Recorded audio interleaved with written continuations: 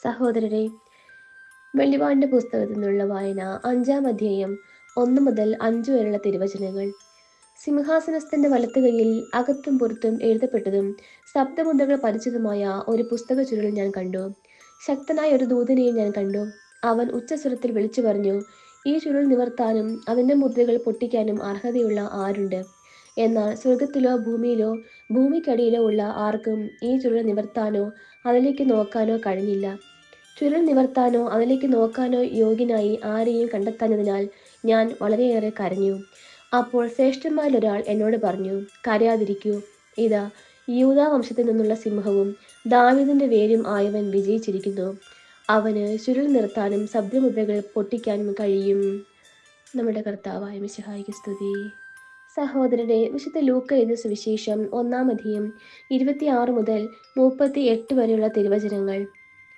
6-ാം മാസം ഗബ്രിയേൽ ദൂതൻ ഗലീലയിൽ നസ്രത്ത് എന്ന പട്ടണത്തിൽ ദാവീദ് വംശത്തിൽപ്പെട്ട ജോസഫ് എന്നു പേരായ പുരുഷനുമായി വിവാഹനിശ്ചയം ചെയ്തിരുന്ന കന്യകയുടെ അടുത്തേക്ക് ദൈവത്താൽ അയക്കപ്പെട്ടു. അവളുടെ പേര് മറിയം എന്നായിരുന്നു. ദൂതൻ അവളുടെ അടുത്ത് വന്നു പറഞ്ഞു, ദൈവകൃപ നിറഞ്ഞവളെ, സ്വസ്തി, കർത്താവ് നിന്നോടുകൂടെ.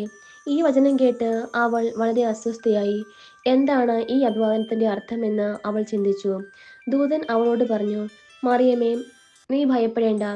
ദൈവസന്നിധിയിൽ നീ കൃപ കണ്ടെത്തിയിരിക്കുന്നു. നീ ഗർഭം ധരിച്ച് ഒരു പുത്രനെ പ്രസവിക്കും. നീ അവന് യേശു എന്ന് പേരിടണം. അവൻ വലിയവനായിരിക്കും, അത്യുന്നതന്റെ പുത്രൻ എന്ന് വിളിക്കപ്പെടും. അവന്റെ പിതാവായ ദാവീദിന്റെ സിംഹാസനം ദൈവമായ കർത്താവ് അവന് കൊടുക്കും. യാക്കോബിന്റെ ഭവനത്തിന് മേൽ അവൻ എന്നേക്കും ഭരണം നടത്തും. അവന്റെ രാജ്യത്തിന് അവസാനം ഉണ്ടാകുകയില്ല. മറിയം ദൂതനോട് പറഞ്ഞു, ഇതെങ്ങനെ സംഭവിക്കും? ഞാൻ പുരുഷനെ അറിയുന്നില്ലല്ലോ. ദൂതൻ മറുപടി പറഞ്ഞു, പരിശുദ്ധാത്മാവ് നിന്റെ മേൽ വരും, അത്യുന്നതന്റെ ശക്തി നിന്റെ മേൽ ആവസിക്കും. ആകയാൽ ജനിക്കാൻ പോകുന്ന ശിശു പരിശുദ്ധൻ, ദേവപുത്രൻ എന്ന് വിളിക്കപ്പെടും. ഇതാ, നിന്റെ ചാർച്ചക്കാരി വൃദ്ധയായ എലിസബത്തും ഒരു പുത്രനെ ഗർഭം ധരിച്ചിരിക്കുന്നു.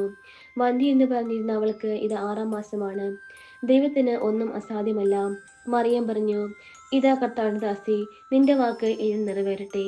അപ്പോൾ ദൂതൻ അവളുടെ മുമ്പിൽ നിന്ന് മറഞ്ഞു. നമ്മുടെ കർത്താവായ മിശിഹായ്ക്ക് സ്തുതി.